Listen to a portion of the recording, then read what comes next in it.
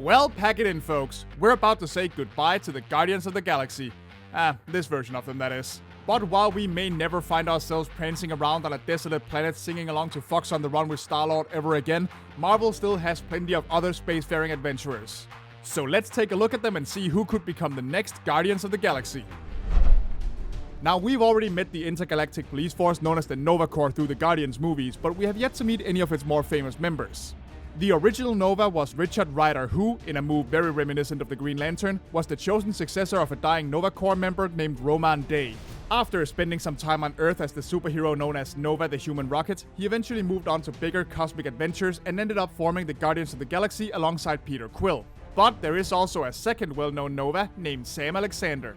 Sam got his Nova helmet from his father Jesse, who was himself a former Nova.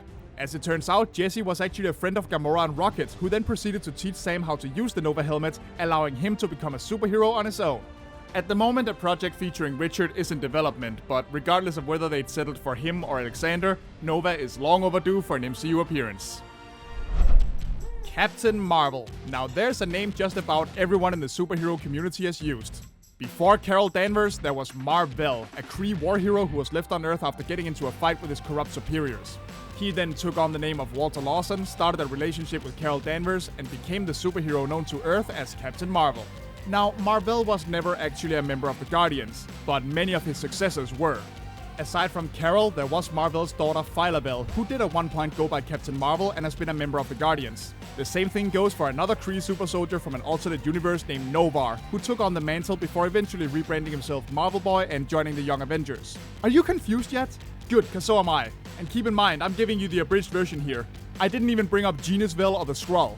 My point is that if the MCU wants a Captain Marvel on the new Guardians team, then there's a whole lot of them to choose from. And while we're on the subject of humans who find themselves wielding phenomenal cosmic powers, we can't forget about Wendell Vaughn, Quasar. Wendell was originally a S.H.I.E.L.D. agent who was considered too soft to be in the field. However, when the villainous organization AIM attacked S.H.I.E.L.D. in order to steal a set of powerful armbands known as the Quantum Bands, Wendell put those same bands to good use and defended the base with his newfound powers. Now given proper field training, Wendell became Quasar and eventually upgraded from Earthbound superhero to Protector of the Universe, after which he got involved with the Guardians of the Galaxy. Later, another S.H.I.E.L.D. agent named Avril Kincaid was given the Quantum Bands by an otherwise retired Wendell Vaughn and became the new Quasar. And since they have the ability to switch places if they bang the Quantum Bands together, Wendell and Avril are technically both members of the Guardians at the same time. Oh, and just to make it even harder to keep track, Firelord was also called Quasar at one point. Man, does anybody want to help me make a flowchart? Here's someone who's been hinted at time and time again, but has yet to show his face on screen. Adam Warlock. Adam Warlock is a godlike artificial being created by the High Evolutionary in order to save his homegrown planet called Counter-Earth from the Magus, who was actually an evil future version of Adam himself. That must have led to some interesting therapy sessions. Over time, the immensely powerful hero also came into possession of the Soul Gem and became an archenemy of none other than Thanos, going so far as to create a super team called the Infinity Watch, all to protect the Infinity Stones from him and others like him. Well, that and having Gamora as his love interest probably didn't earn him any favors with the Mad Titan either. Considering we've already seen Adam's cocoon and met his sister Ayesha in other Marvel movies, there's plenty of ways to bring him into the MCU, even if the Infinity Gems do appear to have been destroyed. The oddly specific role of honorary god member of the Guardians used to belong to Thor. But with his new commitments to his adopted daughter Love and the upcoming disbanding of the current Guardians, as per James Gunn's word, someone has to take his spot on the new team.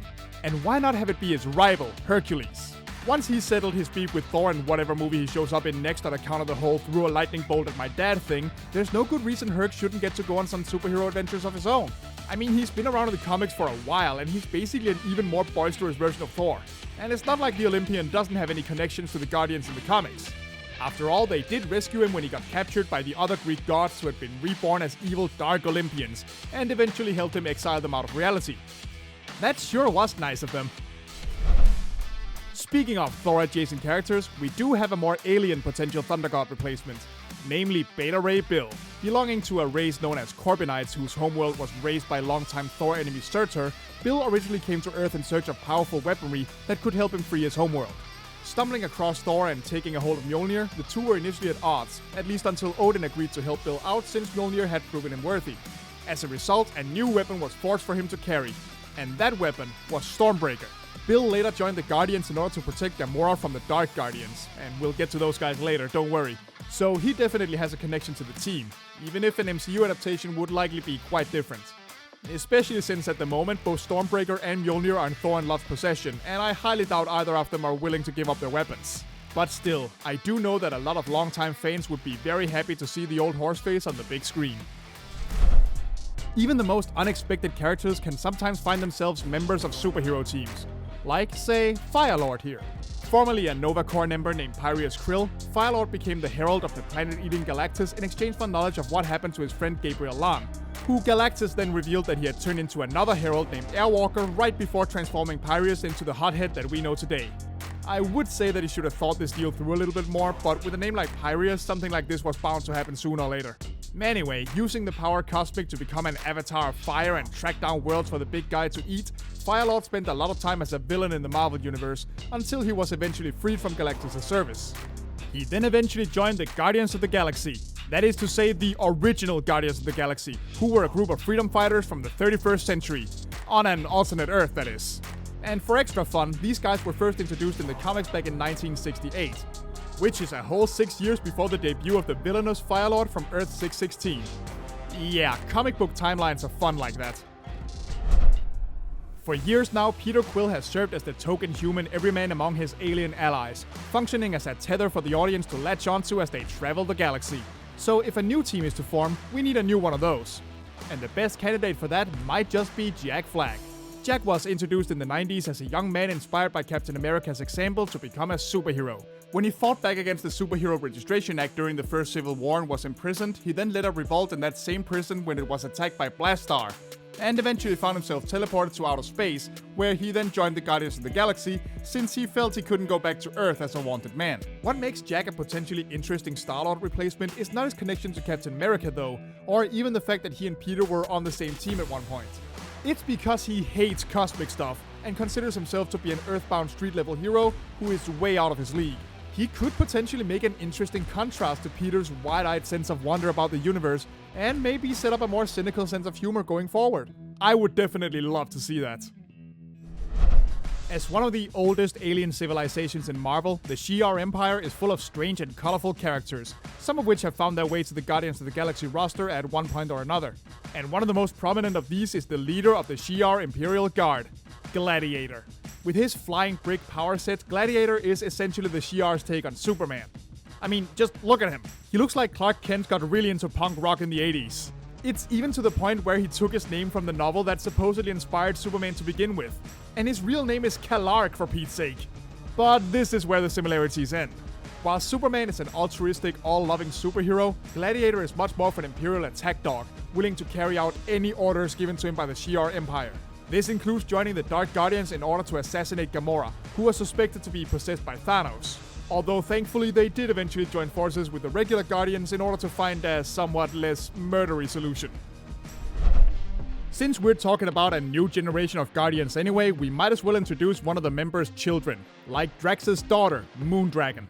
You see, in the comics, Drax used to be a human man named Arthur Douglas who was killed by Thanos when he, his wife, and his daughter, Heather, spotted his spacecraft in flight while on a family trip.